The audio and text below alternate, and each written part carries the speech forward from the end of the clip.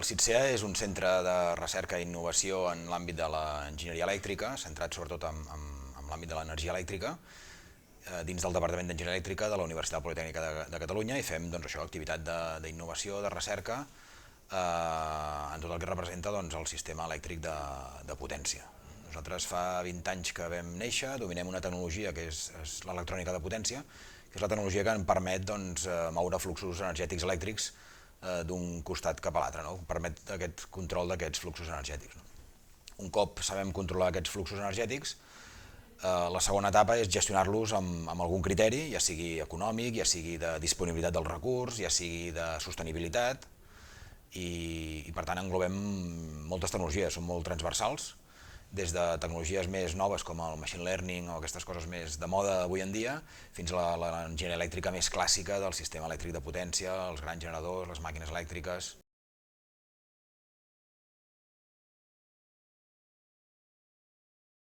Nosaltres tenim dos vessants. Una és la vessant acadèmica, al final el centre aquest està creat per professors, que tenim les nostres responsabilitats acadèmiques de formació en les diferents titulacions de diferents escoles de la UPC, per tant aquí hi ha una part d'implicació. En aquestes assignatures no només transmetre els coneixements bàsics que per llei s'han de transmetre, sinó que intentar portar-hi una visió més tecnològica, més aplicada i més enfocada a les necessitats de les empreses també, de l'estat actual de la tecnologia.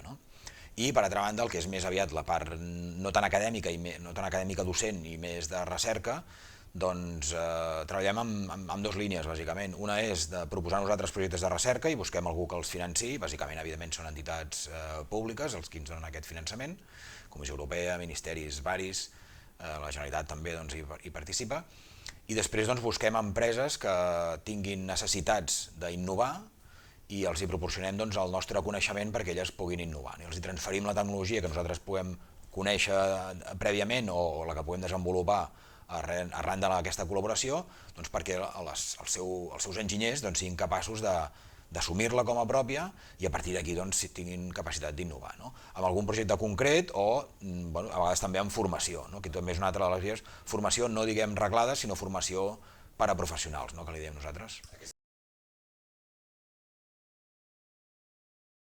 No és que anem a buscar qui no ho està fent bé, sinó que anem a buscar empreses que les coneixem per la tele, perquè són del sector, pel que sigui, i els expliquem les nostres capacitats tecnològiques, amb què les podem ajudar, i llavors són elles que valoren si tenen alguna necessitat. En altres ocasions és al revés, són les empreses que ens venen a buscar a nosaltres. Han sentit a parlar de nosaltres, ens coneixem de fa anys, empreses que volem molt de temps, i ens diuen, mira, tinc aquest problema, podeu aportar alguna solució? Doncs sí, podem treballar en aquest aspecte o en aquest altre.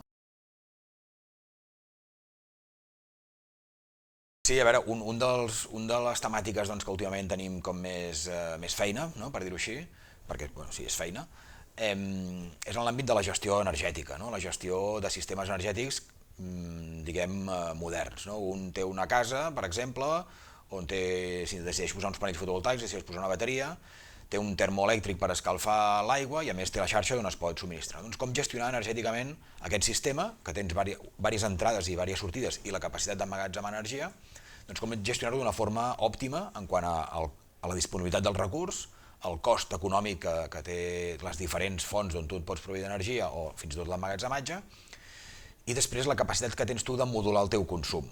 Això què vol dir? No vol dir apagar el llum per consumir menys, sinó, per exemple, aquest termoelèctric, que és una de les cargues que és fàcilment gestionable, doncs controlar la seva temperatura, no perquè sempre estigui a la temperatura ideal i es vagi engegant per controlar la temperatura, sinó dir, jo sé que al matí necessito més aigua calenta perquè la gent es vol dutxar, doncs a partir de les 5 del matí començo a escalfar més l'aigua, en lloc de posar-la als 55 graus, que és l'habitual, doncs pujar-la fins a 70 o 80 i després durant el dia deixar-la refredar i aprofitar una mica la necessitat de consum i adaptar-ho a les capacitats energètiques del sistema. Això es pot fer amb intel·ligència artificial. Intel·ligència artificial per mi és molt complicat, la intel·ligència artificial. Jo parlaria més d'algoritmes del que s'anomena machine learning, que al final la intel·ligència artificial implica prendre alguna decisió. En aquest sentit, no sé si prenem decisions, però sí que optimitzem el sistema. Llavors són més aviat tècniques de machine learning. Al final el machine learning no és més que una optimització d'un sistema que no el pot representar amb unes equacions directament. Llavors, com que no el pot representar amb unes equacions perquè engloba no només temes quantificables, sinó a vegades també temes que són qualitatius, que no són números, no? Doncs els pots englobar en un algoritme d'aquest tipus. No? Llavors, clar, et dona flexibilitat. No només tens en compte números, sinó, per exemple, la sensació de confort, no? Que és una que és molt relatiu, potser quantificar-ho és difícil, però ho pots graduar amb 3 o 4 valors o 5, els que tu vulguis, i això permet introduir-ho, combinar sensació de confort amb temperatura, amb potència, amb no sé què, o sigui, variables que són perfectament quantificables, amb variables que no són quantificables, ajuntar-ho tot i optimitzar-ho tot d'una forma més global.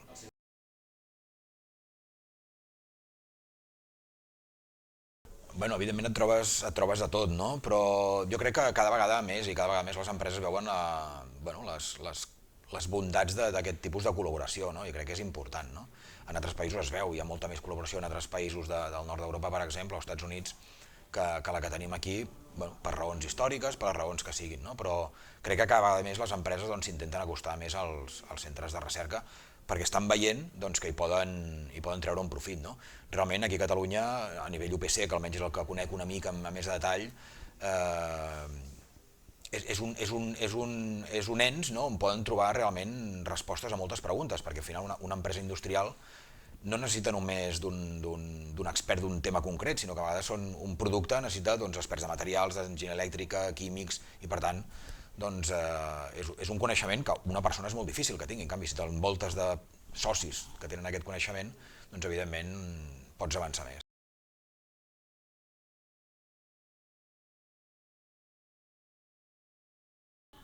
No, jo soc director del CIS des de l'any 2016, estic al CIS des de l'any 2005 i la veritat és que no sé si n'hem rebut algun altre i crec que amb aquestes característiques encara menys. Per mi és molt important perquè el concepte de transferència de tecnologia és el que ens mou a nosaltres com a CITSE. És la nostra raó de ser. Evidentment, fer transferència sobre una temàtica concreta, que és la que a nosaltres ens interessa i coneixem i per tant treballem, però és vital i sempre diem que és el que fem nosaltres.